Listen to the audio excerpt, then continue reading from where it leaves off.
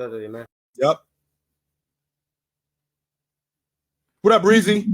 Chilling, man. Yo, first and foremost, Chill, I want to say I seen the show earlier, and I want to say I appreciate you, Damo, Ron, the whole panel, man. Y'all was really talking nice about the Brooklyn Nets, and I appreciate it. Even if we may have differences and opinions, I still appreciate it. You know what I'm saying? I just feel like I just feel like I'm at a point with the Nets where Brooklyn, Ben Simmons in particular, I feel like I just got to accept him for who he is. Right. That's all. That's all it is, more than anything. Like I got to stop acting like he's Magic. I got to stop acting like he's Stockton. Like, yo, accept this dude for who he is. And if he's an all-league defending guard and he's an all-NBA performer, that's still awesome, yo. Okay, he just ain't Magic. That's it. No, He ain't Magic good. He ain't Stockton good. He ain't Isaiah good. Okay, but he's still awesome. Nah, you absolutely right. But you know the game more than anybody, Chill. And what I will say, the biggest difference between the old school and the new school, I think, is the games played and the minutes played. Right. You know, they be having similar stats far as accolades and stuff like that. But when you look at the minutes and the stats, I mean the minutes and the games played, the seem like the OGs definitely got the new school by a big margin. But to answer your question to the title show, which is a dope show, Cam Thomas. As soon as Cam Thomas came in the league, everything that Ron said earlier is basically what I know. And I found out he went to Oak Hill, and like he said, Melo went there, KD went there. You know, some really great scorers went to that school, and he was the leading scorer. And I was saying that wasn't a pun towards Shaquille O'Neal, but you know, in LSU, he did break Shaq records for scoring 20 points. I think 24 times in that season, and Shaq held the record before Cam Thomas with 20 points. He scored 20 points, 20 games. I don't know if I'm accurate. Am I accurate? He first of all, he led the SEC in scoring. That's number one. He was in the top 5 in the country in scoring.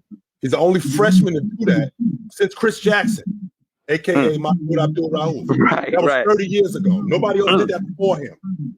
To be in the top, to be the lead scorer in the SEC and in the top 5 in the country in scoring as a freshman. The last dude to do that was Mahmoud Abdul-Rauf. So we knew he was buckets. Word. It wasn't a question of whether or not he was buckets. So it sounded to me like when he got on the crew, you was digging him. Here's my question though to you, Breezy. When were you all in though? Because there's a difference between digging somebody. You know what I equated to? I equated to your chick. There's a point where I'm digging my chick, but then she did something or something happened where all your chips got pushed to the front of the table. She's what's up.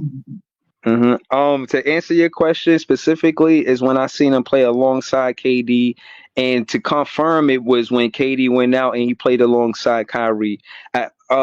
It's like he could play next to anybody. He played next to Ed Sumner. He played next to Kyrie. He played next to KD. Anytime he on the floor with anybody, in my opinion, he makes the team better. Now they saying the same thing about DSJ. You know, like, oh, you should see Cam Thomas with Dennis Smith Jr.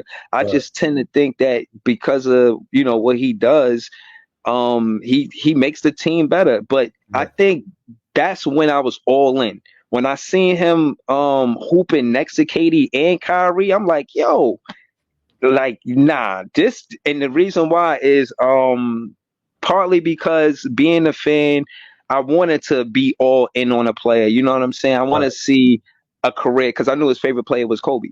So I was like, I want to see him have a career like Kobe.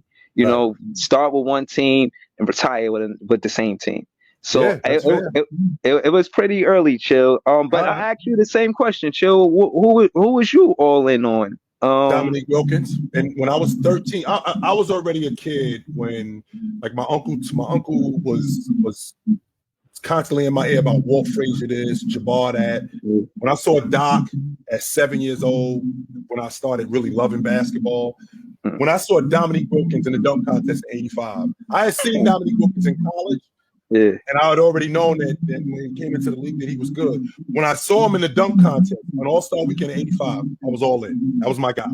Jordan in '87, even in '86 when they played against Boston in the playoffs, I wasn't all the way in yet, but I was like, yo, this dude is nice. In '87, when I saw him doing what he was doing, Barkley, I was all in. I was all in on him. Doc was on his way out. Jordan was doing what he was doing. I was already in on Magic at that point. I was already in on Bird at that point. I wasn't in on Jordan yet. At that point in '87, I was in. So do you feel like Dominique did the right thing with his career, or would you, as being all in as a fan, do you feel like he should have did something different with Dominique? I think that he was in a spot where that's what you did during that time, right? He was in a spot where you stayed with the crew that you was with. I don't think that they did him justice by having the crew that they had. I mean, Doc Rivers said it best. The difference between Dominique Wilkins and James Worthy is James Worthy had Magic Johnson, Dominique Wilkins had me. That's the difference. So that's a real quote. Yeah, that's the difference. So with that being said, Dominique Wilkins, knowing what he knows today and seeing what's going on today, I don't think he would have stayed in Atlanta. I think he would have bounced. I don't think he would have stayed there.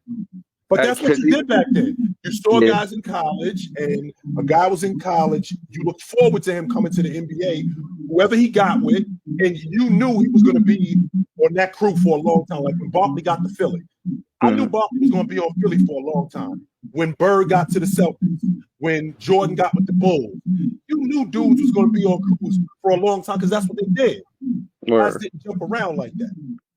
Yeah, nah, that's what's up, man. Yo, I never knew that about you, but that's good to know, Chill. Dominique was your guy. I love Dominique. I was a Jordan guy. Everybody knows that I was a Jordan guy. I love Jordan. But Dominique Wilkins, oh my goodness, I love me. I'm about to go check some footage. And I just want to say this before I leave. Listen, chat, if y'all never seen Chill play basketball, check out his highlights. I watched it. He got like 2 videos of him actually hooping. I seen him go cross from the left to the right. He got a smooth midi. Shout to Chilltown Hoops. Yeah, I seen you hooping in your videos, man. I could play a little bit. A lot of great years ago, I could play a little bit. All right, Breezy, good to talk to you, brother. You know where to find me at.